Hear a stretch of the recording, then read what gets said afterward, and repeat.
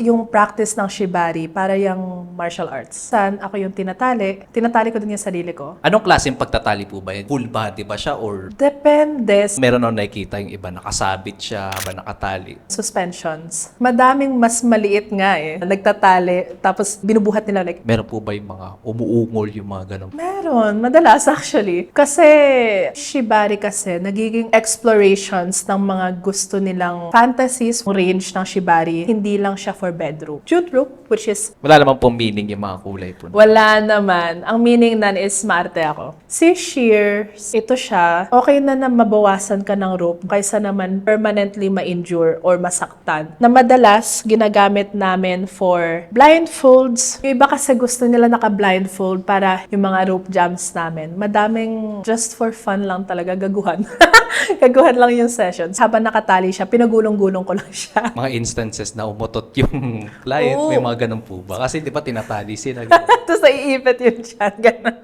Ako personally, as Ang paghahanap ng aming mga guest at pagbabahagi ng kanilang kwento ay nangangailangan ng maraming oras. Pero sa tulong nyo, makakadiscover kami ng mga iba't iba pang mga istorya ng ordinaryong Pilipino. Para sa mas magandang community experience, pwede kayo makipag-usap at magtanong ng kahit ano sa aming mga naging guests at manatiling anonymous sa Discord. I-click nyo lamang ang join button para maging isang exclusive member. Maraming salamat!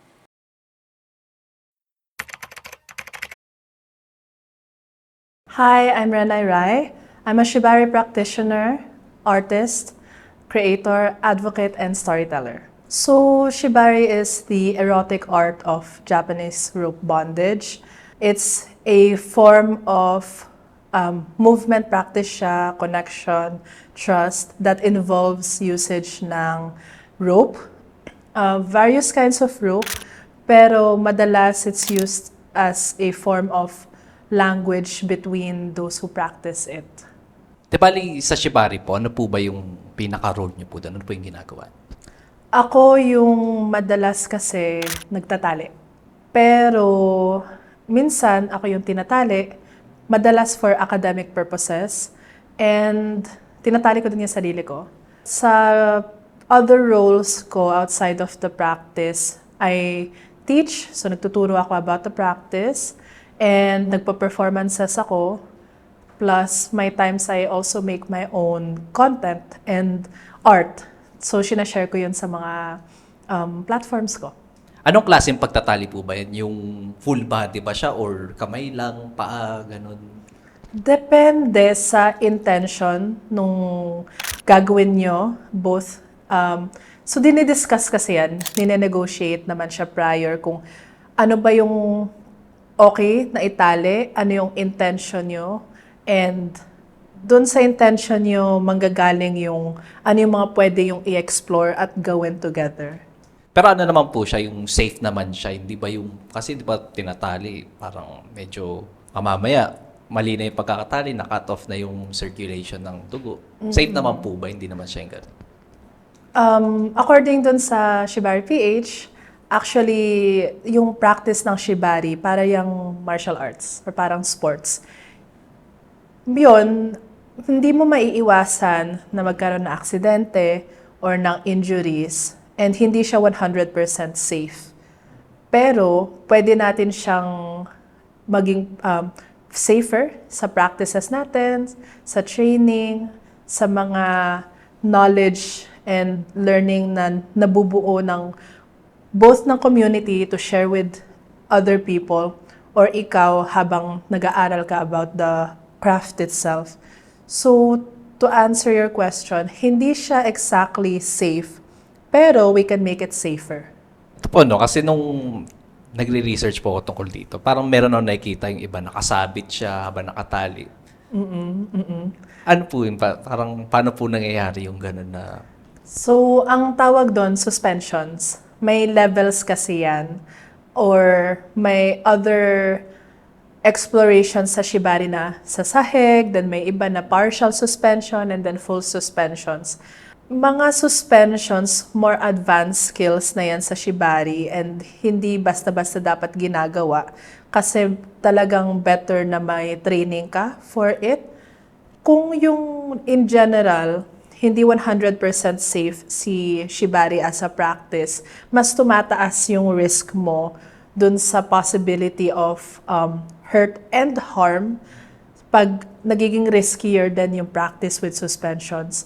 But like mentioned naman earlier, natitrain yan, and even if hindi natin completely ma-rule out si accidents, pwede pa rin siya maging safer as long as may intentionality tayong maging safer yung practice. Eh di kailangan po niya na yung malakas ka kasi, di ba?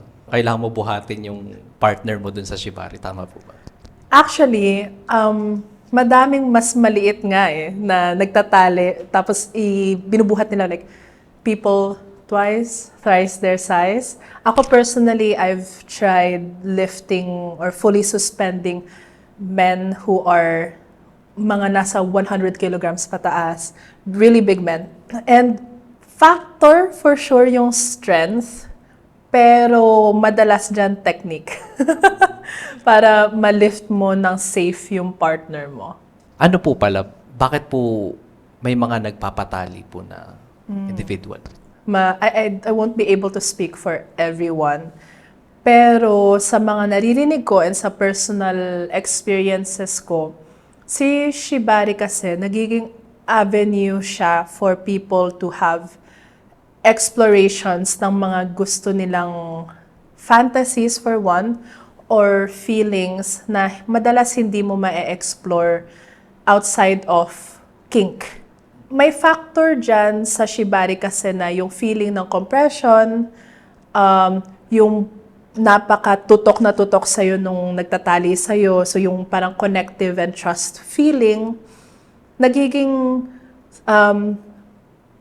nagiging factor siya for people to feel seen, held, and allowed to be just themselves and accepted in the moment. When you do shibari, pwede kayo mag-explore na hindi guilty or hindi tayo nagkakahiyaan din. So, for people, shibari becomes a way to have, for one, para mas makilala nila yung sarili nila and makapag-let go, in that moment, maramdaman nila na, for yung iba, mas kaya nilang tiisin, kunyari yung ginagawa sa kanila. Or, mas napapa-brain off kasi ayaw nilang mag-isip naman kasi pagod sila sa other life activities nila. In terms of saan po yung mga related po, may ganun po ba na nangyayari yung parang? Si shibari, madaming roots sa sexual practices talaga. And even ngayon sa locally, internationally, ang modern day practice ng shibari, pwede mo pa rin gawin in a sexual approach kung yun yung preference mo. But hindi siya required. Ako personally, yung ginagawa ko sa practice ko, I don't include anything na sexual activities sa mga both nagiging clientele ko and both sa mga nagiging play partners ko, or just people who would like to try the practice. Kasi, especially in my position na nagtuturo ako, mas gusto kong ma-experience nila ng wider yung range ng shibari, nang hindi lang siya for bedroom. But, if yun yung interested ka na practice mo with your partner or your partners, definitely okay lang. No judgment naman. Kayo po, ano po yung nararamdaman nyo kapag nagsishibari po kayo? Kunwari may tinatali po kayo, o kaya may nagtatali po sa inyo, ano po yung feeling? Ako, pag nagtatali ako, may sense of gratitude din talaga. Kasi, kunyari, first time nilang matry yung shibari, may thankfulness na, wow, you trust me enough to let me do this with you. And hindi siya madaling decision kasi, especially sa mga Pinoy na conservative or just hindi sanay sa kink. Ayun, I guess primarily pag ako yung nagtatali, there's gratitude. But there's also excitement in the sense na parang naglalaro kayo, na may bago kayong ina-explore, may gagawin kayo together. May times that I feel challenged kasi pag nagne-negotiate, hindi ko din, of course, alam if matatranslate ko yung desires nila exactly sa gagawin ko sa Shibari. So may challenge, pero I do enjoy the challenge. And I especially enjoy pag nagde-debrief kasi doon nagkakaroon ng rapport between me and dun sa tinatali ko. And we get to know each other, build the relationship in Shibari specifically. I would say ganun din naman pag tinatali ako.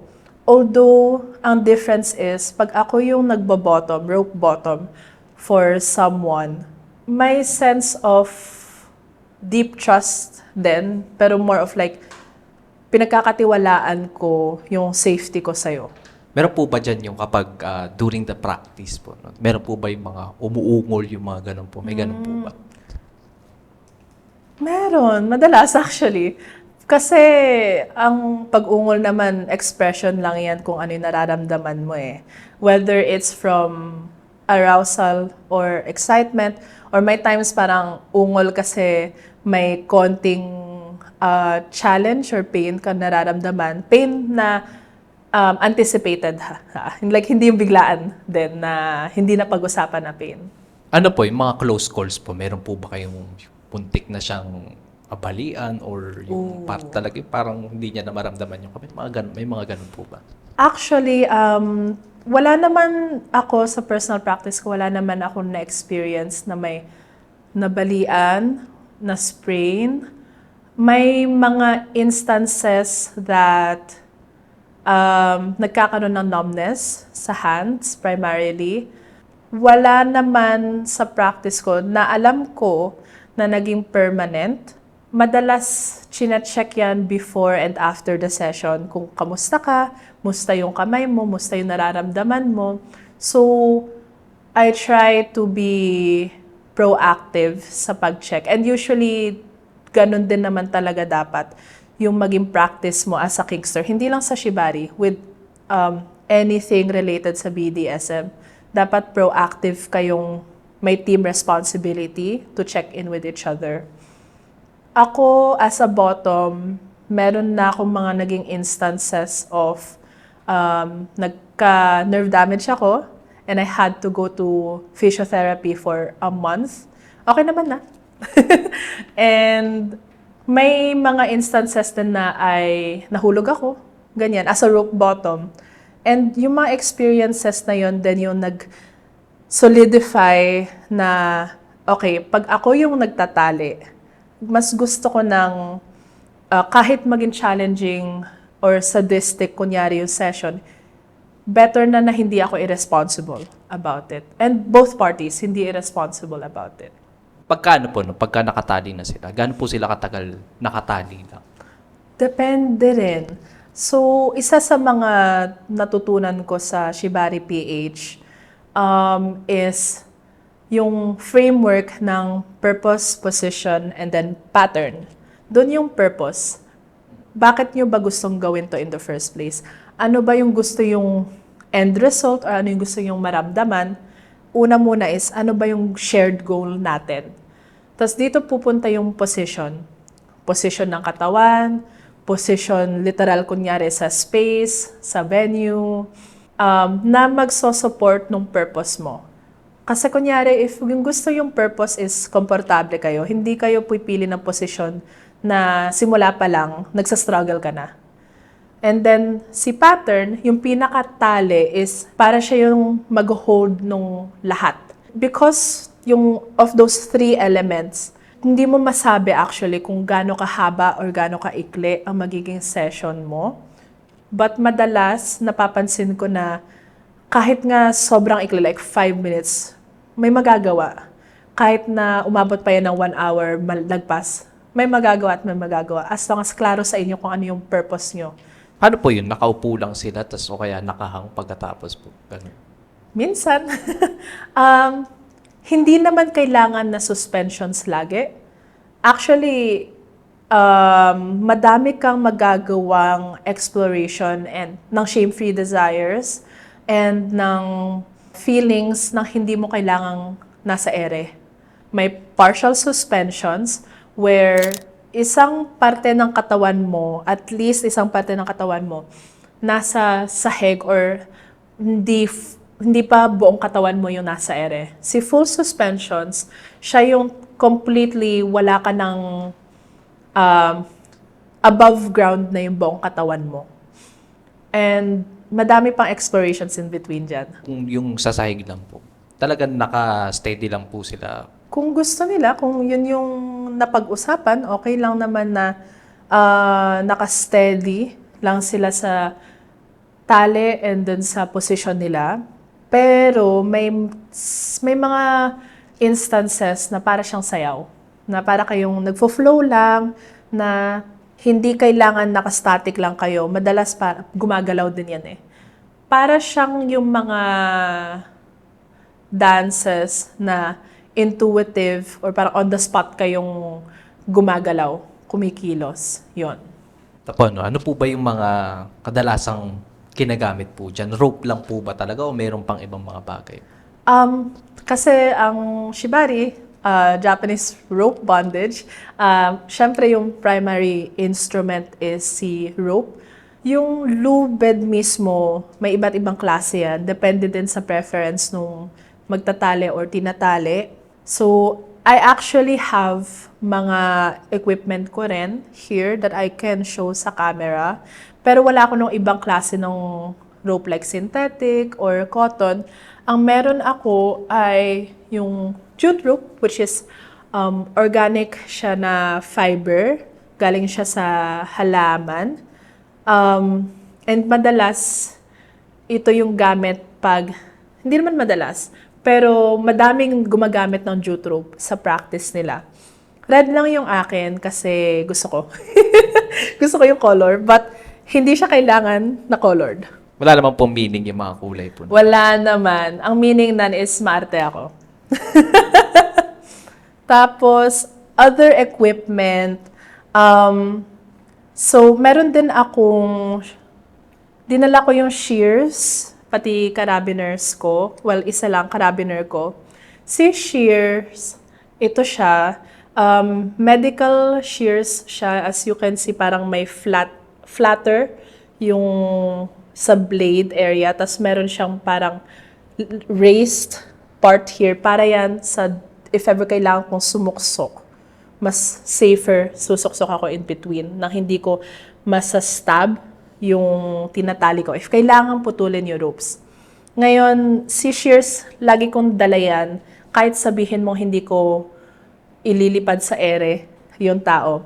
Kasi safety precaution siya na kung emergency, okay na mabawasan ka ng rope dahil pinutol mo kaysa naman permanently ma-injure or masaktan yung tinatali mo.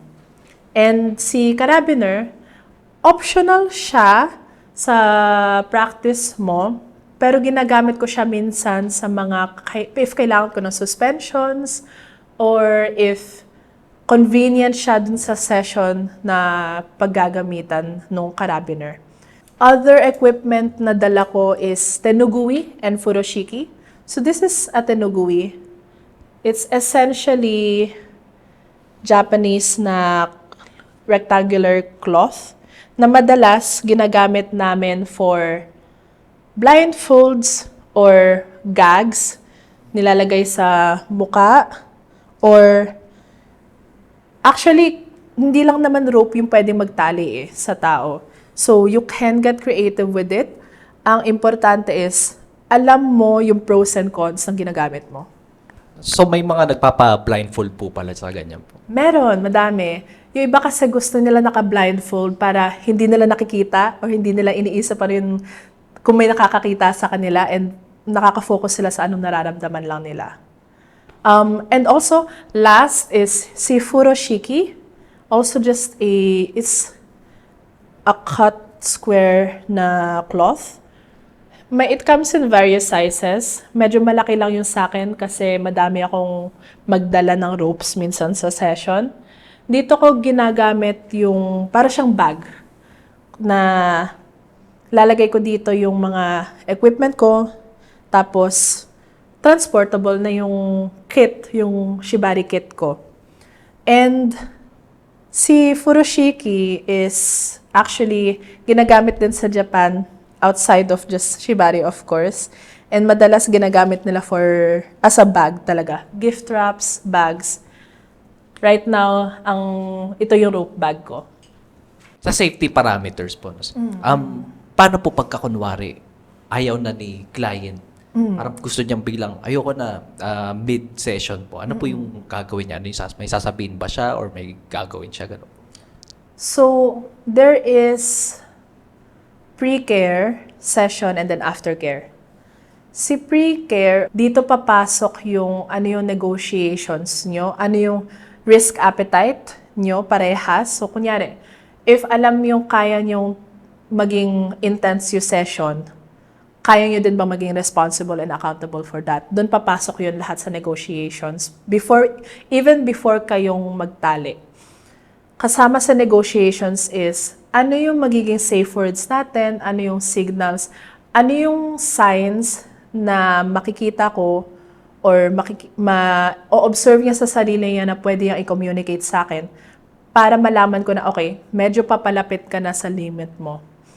Ngayon, if wala silang safe word, which is, ang safe word naman, minsan hindi yan kailangan gamitin. Kasi if ang na-negotiate nyo is plain language, na pag sinabi okay, tigil na. Pero may iba na gumagamit ng safe words or safe signals kasi may times na if hindi mo kayang mag-isip ng in the moment, na may changes na sa sobriety mo in the moment, pwede mong sabihin yung safe word mo para alam ko talaga na tigil na or mag-a-adjust tayo. Ngayon may ginagamit kaming stoplight system. If generally community guidelines yon. Ang stoplight system is red for complete stop, no questions asked. Tatanggalin ko yung tali sa'yo. Tigil tayo sa session. Yellow or in some places orange is slow down, let's adjust. May something, kailangan lang ng konting change, pero pwede tayo mag-continue sa session. Green is, okay, continue on lang. Parang stoplight. Ngayon sa session itself, because na-ensure natin na we've covered as much as possible, na-cover yung bases before tayo magtali, meron tayong sense of more security that when we do our session, even if nasa riskier end siya, may trust tayo sa pinag-usapan natin and ma-honor yon, ma-observe yung boundaries and yung safety mo when you're being tied. And then sa aftercare, si aftercare is essentially what I like to share with people is baseline, pagbabalik sa baseline mo. Kung ano yung estado mo nung nagsimula tayo, si aftercare yung magdadala sa'yo pabalik doon. Para siyang yung iinom ka ng tubig, gamot at kakain ka pagkatapos mag-party. For example, when I'm tying people na hindi ko naman ka-close, for example, emotionally hindi ko ka-close or I've just met them for the first time, meron pa rin akong ability to provide aftercare or them to provide aftercare sa akin by debriefing. Pag-usapan natin, ano ba yung nangyari sa session? What did you like more or less of? And ano yung pwede pa natin ma-explore in the future? That's just one facet of the conversation. And kunyari lang, because ang aftercare nila is something more intimate na ako personally as the rope top, hindi comfortable ibigay yun sa kanila or wala akong kapasidad ibigay yun sa kanila.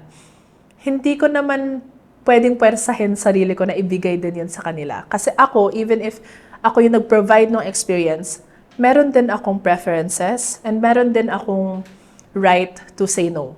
Since nabanggit niyo po yan, no, yung last na na-mention po ninyo, ano po yung mga nirefuse po ninyo na ganun? Okay lang po ba ma-share niyo po? Madami na akong na-refuse na ang gusto nilang gawin sa session is pupunta siya sa full intercourse with me na ako hindi comfortable with that.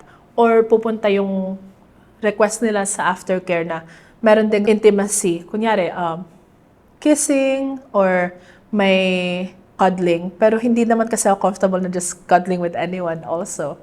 So, madami na akong na-refuse in that regard. Hindi naman sila parang na-refuse na, okay, hindi na tayo matutuloy sa session. Yung particular aspect na yun, I will refuse. Meron po ba kayong mga funny moment or memorable moment na hindi niyo po makakalimutan? Oh. Ang dami actually.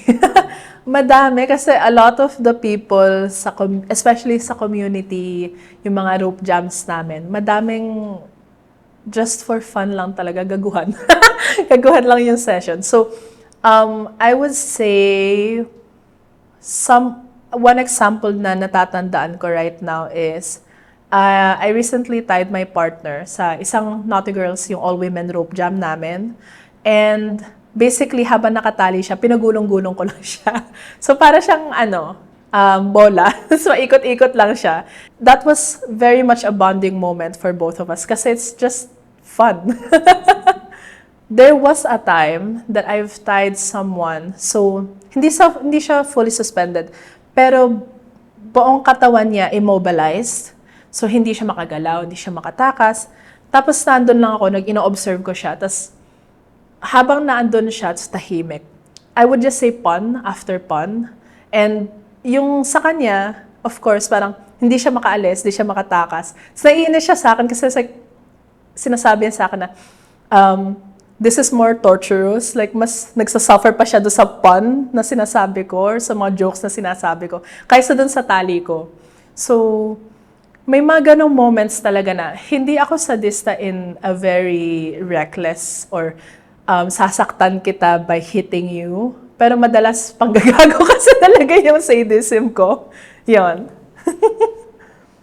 Doon po sa mga funny moments, meron bang mga instances na umutot yung client? Oo. May mga ganun po ba? Kasi di ba tinatali sila? Ganun. Tapos naiipit yung chan. Ganun.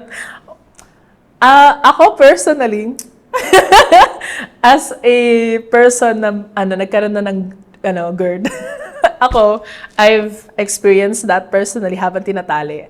And then sa mga tinatali, hindi ko naman nare-realize. Yung iba hindi naman sasabihin sa akin. Or hindi ko din naman parang naamoy or something na. So, baka, tapos nahiya na lang, hindi sinabi sa akin. Hindi ko na lang ever nalaman.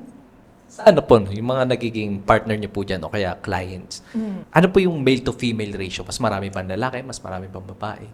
Lately, I have been tying women more often than men. Pero, yun yung sa mga community events.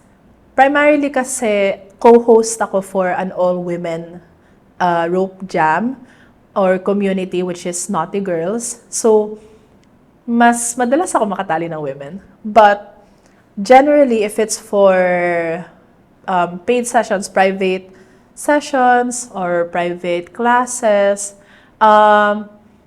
hindi ko masabing one is more than the other. Kasi may times, couples yung pumupunta. And variety of couples din yun. May couples, may men, may women. So, depende, hindi siya by gender or even by age. Madami sa kanila ang connecting line is yung interest dun sa practice, which can be for novelty, something that they just want to study ulit para in some way. Some of them want for their own gratification purposes, whether it's for a partner or for themselves. And then there are some that just really enjoys the artistic visual approach ng shibari, and yun yung gusto nilang either ma-experience or matuto about. Marami po bang practitioner ng shibari dito sa Pilipinas? Growing, I would say. Definitely more than when I started, which is back in 2019 pa. Kasi malaking factor, I believe, yung changes as a society din na it's less tolerating and mas nagiging accepting na kasi ang general public pagdating sa, for one, queer communities, sa ethical non-monogamy communities, even sa creative spaces, which si kink kasi papass through then in all of those communities. So sa pag-grow ng communities na yon, nag-grow din yung kink communities. So dumadami yung shibari practitioners, both those who want to do yung rope top or yung rope bottoming or both, or even sa self-tying. But I would say, at least to the best of my knowledge, professionally speaking, konti lang yung gumagawa as of the moment. Pero madami na yung gumagawa for their personal practice. Kayo po, bakit po kayo pumasok sa mundo ng shibari? Ano po yung reason? So, let's just say black sheep ako ng family. I've always been interested kasi before I even knew what kink was, growing up, sobrang hyperfixated ako sa mind and body connection talaga. And psychological, just anything psychological actually. And mahilig din kasi ako with learning ano ba yung mga emotions that you can experience through movement, or ano ba yung mga changes in your brain that happens when you're moving. And creative din ako. So, because I had unfiltered internet access growing up, I was able to go and research sa online about kink. And one thing led to another. So, eventually, I realized na may local community back in 2019. A friend introduced me, tapos naging gateway ko na siya to everything that I know about shibari specifically. Yung family po ba ninyo, alam na nagsishibari po kayo?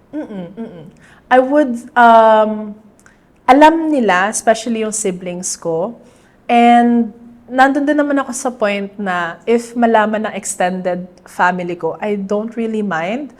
Ang sa akin lang naman is, ako personally, I would like to live my life with my own agency and autonomy, even if maybe, most likely, other family members do not approve of it.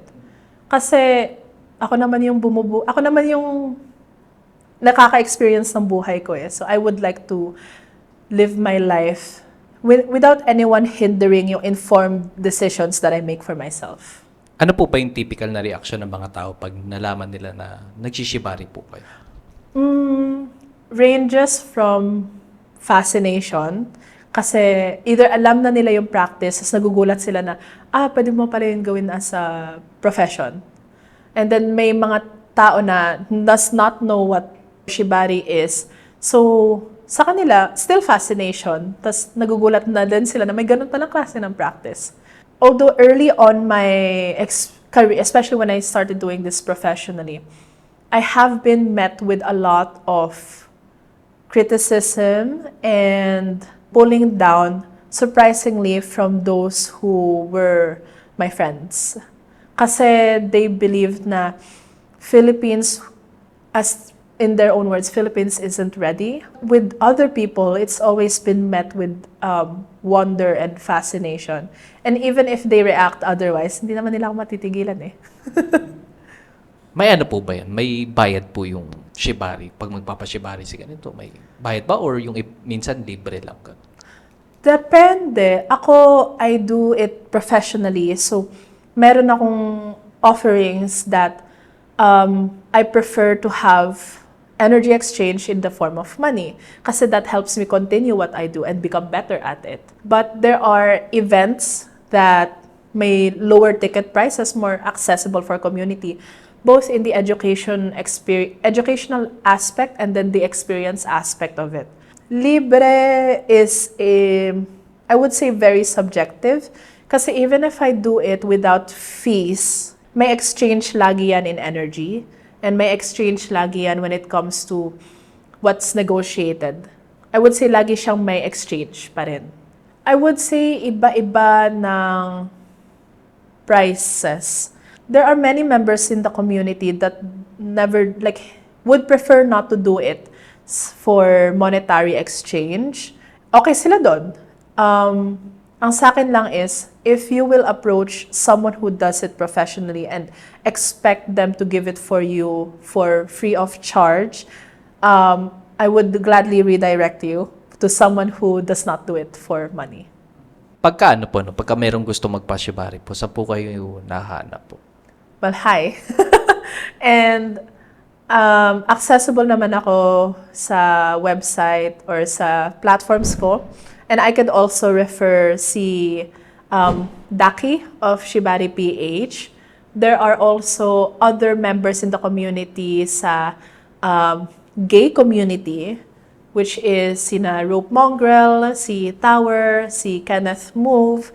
Meron din si Chim Ropes, si Lady Vanessa de la Blanca. All of them are accessible via their social media platforms naman. And we also have a community Shibari website, which is community.shibari.ph. Pagka ano po, no, may nag-message sa inyo, meron po ba siyang selection process? May mga nire-refuse po ba kayo? Or kung sino lang mag-message po? That's a good question, actually. I do go through a personal process, parang a vetting process, kasi given that, hindi pa rin to incredibly common sa Philippines and there is still some pushback to it, pinaprioritize ko din yung safety ko first. So I don't meet with just anyone. I go through a process by letting them go through sa booking form ko, which has some requirements so that we can double check if you have good intentions, for one. Many of those who have gone through my booking process have been refused then. Sometimes it's not because they're dangerous or anything. A lot of them are just plain disrespectful din kasi. And the moment that I feel like there is immediate disrespect plus merong parang viewing me as some sort of dispenser, immediate no-no for me kahit na there's money involved. Pagkatapos po ng isang session, ano po yung kadalasang senaryo? Parang may nag-iiyakan ba? Ganun? Ano po bang nangyayari? May mga umiyak na, actually. Madalas, kahit may umiiyak, madalas may hugs involved just to help them, again, go back to both baseline and parang transition na yun na, tapos na yung session. Overall po, na-enjoy nyo naman po ba yung pag-shibari? Yes, definitely. There are so many things that you can do. So many iba't ibang klaseng expressions and explorations from one type of craft pa lang. And yung infinite possibilities, parang sayaw, or crafting, painting, kahit na alam mo yung fundamentals, or especially because alam mo yung fundamentals, nag-open up sa'yo yung universe. And I feel like, and I've said it then before with multiple times with multiple people, I feel like even if hindi shibari, I will be forever kinky. Nakikita niyo po ba yung sarili niyo na in the next 10, 20 years, ito pa rin yung ginagawa po niyo? Oh, yes. Maybe a different evolution of it. But yes. Talagang ito na po yung work niyo, no? Full-time po. Wala na pong other side gigs. Currently, full-time with it. Kinakaya naman po. Wala. Kinakaya naman. Of course, there's a lot of challenges that comes with doing a profession na konti lang yung naglakad before you, especially locally. So, ang daming challenges kasi ikaw mismo, with the help of those you trust, yung nagbe-build nung nilalakaran mo at lalakaran ng iba. Sobrang fulfilling niya kahit na may times na mangyak-ngyak ako kasi hindi ko alam kung anong gagawin ko next steps, or may times na nakakalimutan ko bakit ko nga ba ito ginagawa in the first place. But no matter how far I stray away from that parang trailblazing path, bumabalik pa rin yung puso ko sa, okay, I really want to do this for the rest of my life if possible. Ano po ba yung ma-advise nyo sa mga gustong pumasok sa shibari po, sa mundo ng shibari? Before ka tumalon headfirst sa mga practices, whether it's floor bondage or aesthetic, yung starting point mo, always do your due diligence sa pagka-research mo. Do your research. If you can get in touch with community leaders or people you trust na to talk about exploring it. And as your ate in this practice, maging aware ka din sa sarili mong gusto. Maging aware ka sa ayaw mo at sa gusto mo. Kasi yan yung magiging direction mo, guideline mo para alam mo din kung ano yung explorations na gagawin mo at to what degree and intensity. Kasi kung bulag kang pupunta sa practice nito, although okay lang naman na maging adventurous ka. Ang sa akin lang is, hindi mo kailangan dumaan sa trauma, hindi mo kailangan dumaan na maging harmful or permanently damaging yung practice na to. Kasi hindi mo din na-advocate yung sarili mo or walang nag-advocate for you. Kung gusto nyo manood ng mga dokumentaryo galing sa mga interviews namin, huwag nyong kakalimutang i-check ang isa pa naming YouTube channel, Off the Record Beyond Borders. I-click nyo lang ang link sa description. Maraming salamat!